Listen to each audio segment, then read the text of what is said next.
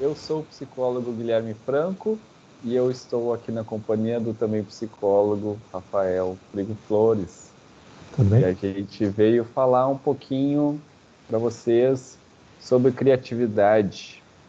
E o Rafael separou um trechinho do Winnicott que ele gostaria de comentar. E eu estava pensando no Jung. E a gente quer testar como é que vai sair essa conversa. Então, Rafael, o que que você pensou em falar para a gente hoje sobre criatividade? Então tá, Guilherme, tudo bem? Deixa eu dar um oi pro pessoal. Na verdade, criatividade é um tema super importante para alguns pensadores da psicanálise. Acho que o Winnicott é um que, que, que pensou muito a questão da criatividade e colocou ela no centro da, da noção de desenvolvimento humano, que ele trabalhou, né, e construiu ao longo de uma vida longa e muito próxima da clínica. Então, o Winnicott não é um pensador tão teórico, né? Ele é muito mais um clínico, ele trabalha muito com a prática clínica, né? E a partir da clínica vão surgindo conceitos e ideias que ele tenta juntar, né? Tenta construir um arcabouço teórico, assim, mas é tudo muito prático, né? Isso ao mesmo tempo torna as ideias dele simples ou aparentemente simples, mas também dá uma dificuldade porque a gente sempre tem que estar se referindo à clínica e às vezes faz falta uma experiência clínica para entender certos conceitos, né? Essa ideia da criatividade é muito, muito central e ela traz um pouco esses dois lados, porque quando a gente vai pensar em criatividade, onde é que isso aparece na clínica, né? Em geral, a gente tem a ideia da criatividade como uma coisa ligada ao artista, por exemplo, alguém muito criativo, né, que faz coisas fora do comum, coisas excepcionais, né? Mas o Winnicott está falando de criatividade num sentido muito, muito do dia a dia mesmo. E a ideia dele passa por a gente tentar entender que tipo de criatividade a gente usa para fazer as nossas coisas, coisas comuns, sabe? Do tipo, sei lá, lavar louça, ou estar aqui fazendo esse diálogo. Para ele, isso envolve criatividade com certeza, porque o central da ideia dele é que a gente só percebe o mundo com sentido se nessa percepção tiver um pouco de criatividade. Uhum. Quer dizer, a própria percepção da realidade, ela só tem sentido porque a gente mistura, né? Na filosofia, eles até separam percepção de apercepção, né? A percepção sendo esse extremo objetivo, vamos dizer, que seria aquilo que uma máquina pode captar da realidade. Se eu estou com um celular filmando, a gente poderia dizer que o celular está percebendo a realidade. E a percepção seria esse trabalho de interpretar, de elaborar em cima do que foi percebido. Então a apercepção ela é muito mais subjetiva e para o Winnicott, esse é o ponto central que eu queria trazer. O nosso mundo, mesmo o mundo concreto das coisas, só tem sentido se a gente mistura um pouco da nossa subjetividade, da nossa história, tá? Então, para a gente estar aqui conversando, para a gente estar lavando louça, não sei se é o melhor exemplo, Tomando um mas café. em tudo que tiver sentido, a gente está colocando criatividade ali de alguma forma, né? E essa é a mesma criatividade que o artista usa para criar as suas obras, só que o artista se coloca mais, vamos dizer que é mais subjetividade do que realidade. E a gente na vida cotidiana tende a ter uma mistura meio a meio, ou talvez menos subjetividade, né? Mas é preciso ter um pouco de subjetividade nisso para que tenha sentido E duas coisas podem acontecer aí que eu queria apresentar para a gente poder dialogar um pouco sobre isso, que são dois extremos ruins, né? Um Peraí, extremo Rafa. ruim é quando a gente tem só subjetividade e quase nada ou nada de realidade. Então vamos dizer, é só mundo interno e nada do mundo externo. Esse extremo é o extremo da doença, da loucura, como a gente entende bem classicamente, né? O louco sendo aquela pessoa que só está se relacionando com o mundo interno e não está abrindo espaço para o mundo externo, ou só pequenas coisas ele percebe, né?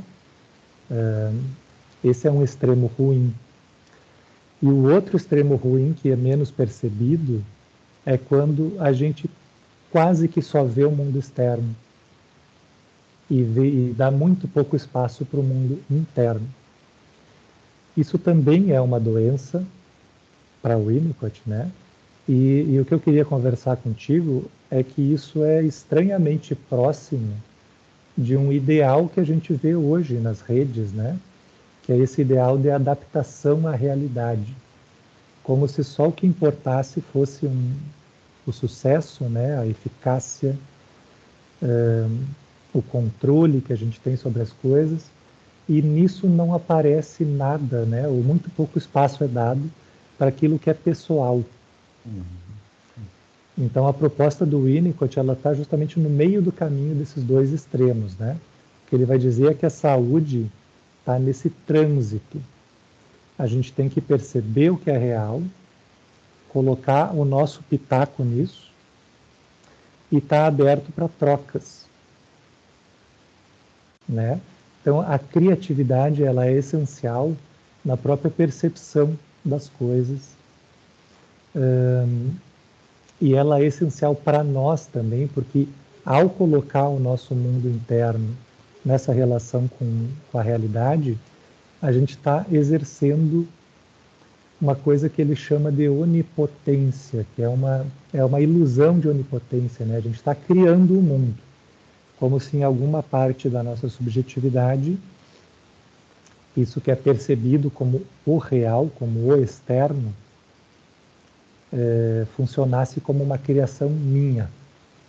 Mas, que nem eu disse, na saúde isso está numa perpétua troca, né? Isso casa muito bem com uma série de questões da filosofia também.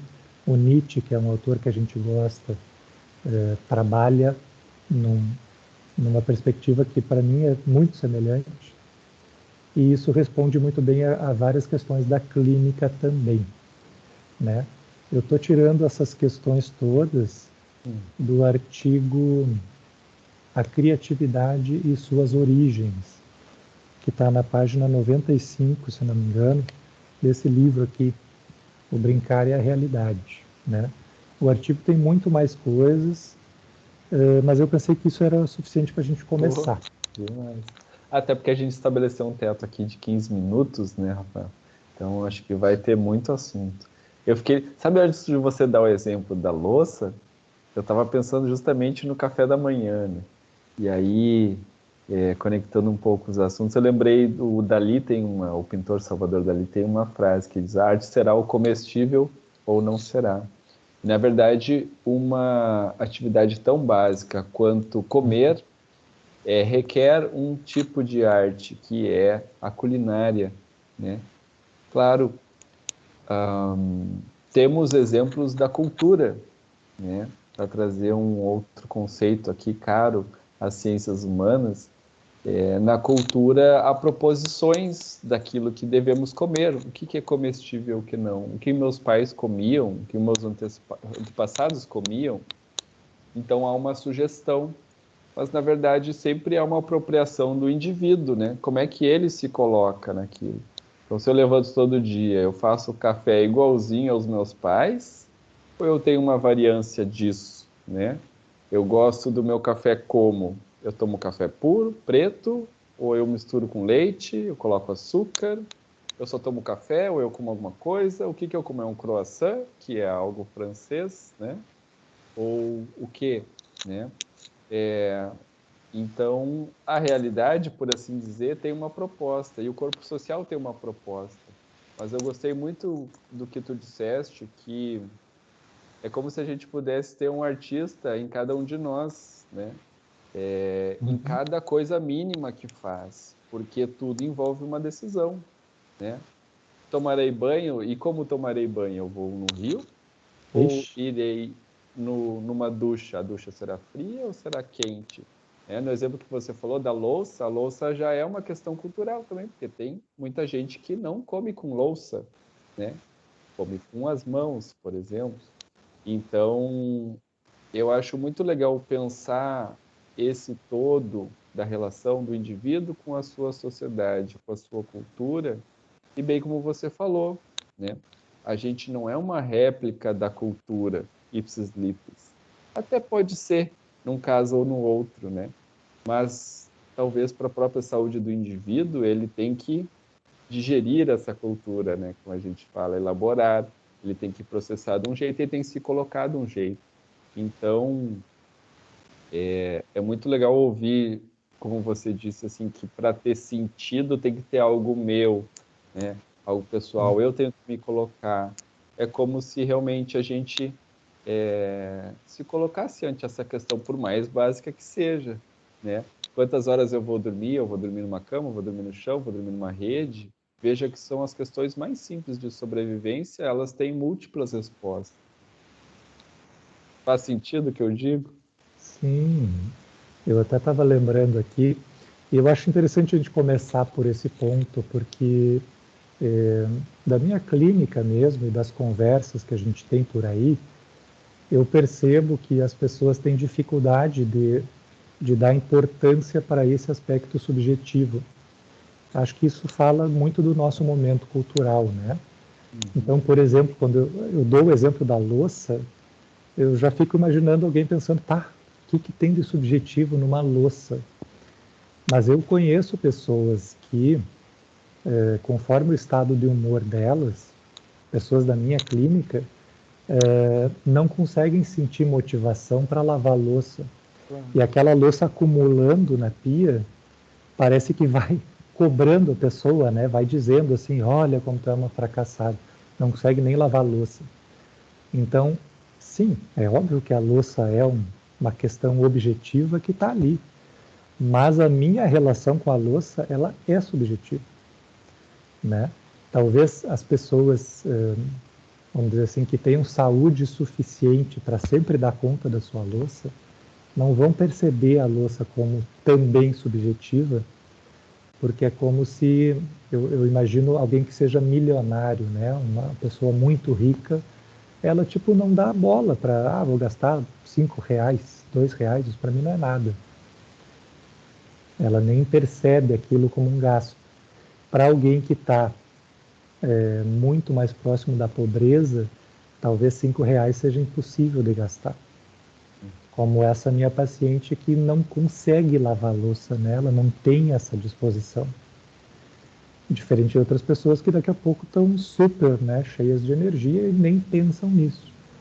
Mas é importante perceber que a objetividade não responde a tudo. Tem situações e tem pessoas onde a objetividade não é suficiente. E a gente tem que dar espaço para isso que a gente está chamando de subjetivo, né? Vamos fazer um fechamento aqui no nosso minuto final, talvez, né? Acho que teve um pouco de pontas aí que a gente foi deslaceando, né? Mas acho que tem para mim o que ficou da conversa é necessário no sentido é saudável, né? Convém que a gente se implique com a nossa subjetividade. Até um conceito talvez que a pessoa mais leiga estranhe, né? Porque é um conceito rico da psicologia, vale a pena desbravar, talvez no futuro. Mas a gente tem que se colocar com aquilo que é pessoal, com aquilo que é meu, né? Eu tenho que manter uma relação comigo mesmo para eu poder ser produtivo no sentido benéfico, né? Não produtivo no sentido do sistema capitalista que a gente trabalha, por exemplo, né? Que é da efetividade que você falou. mas no sentido pessoal, de pleno, de realização, onde que eu me encontro, né?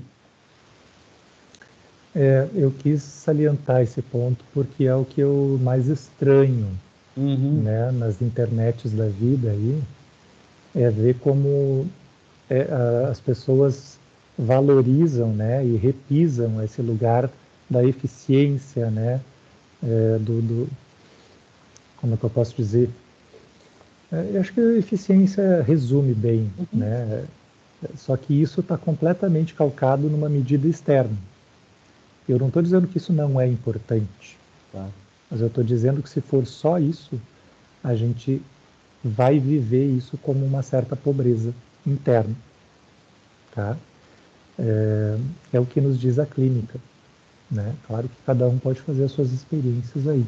Claro. Adoramos experiências, né, Rafa? Acho que a ideia central é essa, né? Faça a sua experiência. É, Você é a sua experiência. isso. Porque a gente precisa desse quantum de criatividade, né? Precisa que algo emerja do indivíduo, não pode ser algo imposto de fora. Se for, vai ter essa pobreza que você está falando, né? A gente vai ter um certo vazio, ou mesmo que esteja preenchido, na verdade vai estar preenchido com algo desagradável, né? Ou algo maléfico. Eu acho interessante dizer que isso são constatações da experiência clínica, tá? Uhum. Eu dei o exemplo ali do milionário, porque eu acho que a maioria das pessoas, felizmente, não tem essa experiência da, da diferença que faz essa pobreza emocional, vamos chamar assim. Mas a gente que trabalha na clínica acaba encontrando isso no dia a dia. E não é dizer que a experiência que foi construída na clínica seja um modelo para quem não sente isso. Mas é importante dizer que a realidade do humano abarca isso também, né? Então, quando a gente quer pensar o que é o ser humano, a gente tem que levar em conta o máximo possível de referências. E a clínica é uma referência, né? Hum, É isso. tá ótimo. Acho que para um começo está ótimo, né, Rafael? Então, me despeço aqui. Obrigado pela atenção e retornaremos com novas apresentações. Até mais. Até mais.